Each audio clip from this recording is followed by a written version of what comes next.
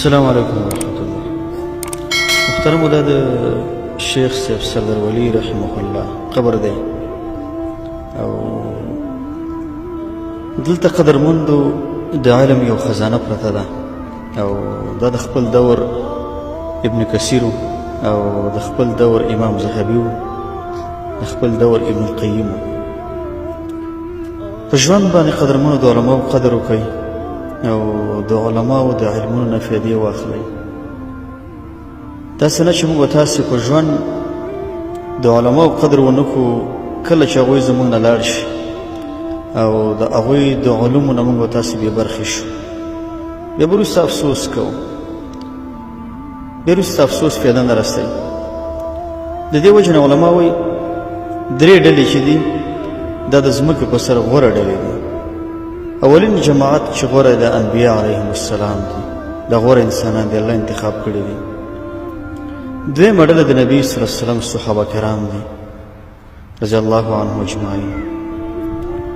دریمه ډله دا علما دي، علما د انبیاء وارثان دي او د انبیاء دعوت همدوی مخکې وړي، همدوی د خلک د الله توحید ته رابلي، د نبي صلی الله علیه وسلم سنتو ته خلک رابلي.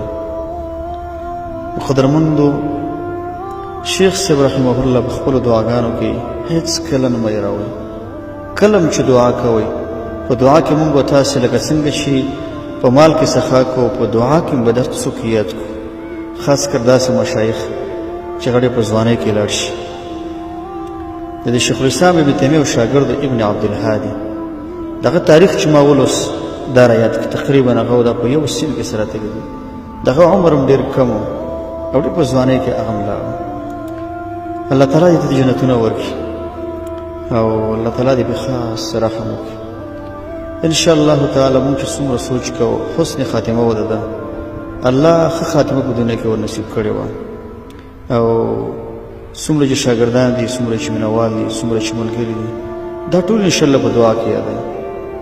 بله خبر دا ده چې د یو مسلمان دپاره دا کافي ده چې هغه د دنیا نه رحلت وکړي او شاته خلکو کې ثنای حسن پاتې شي.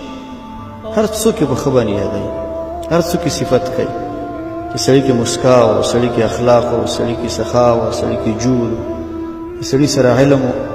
انسان دپاره دا بس دی، څوک وفات شي د هغه دپاره دا ثنای حسن بس دی. حدیث نه معلومیږي انتم شهداء الله فی الارض.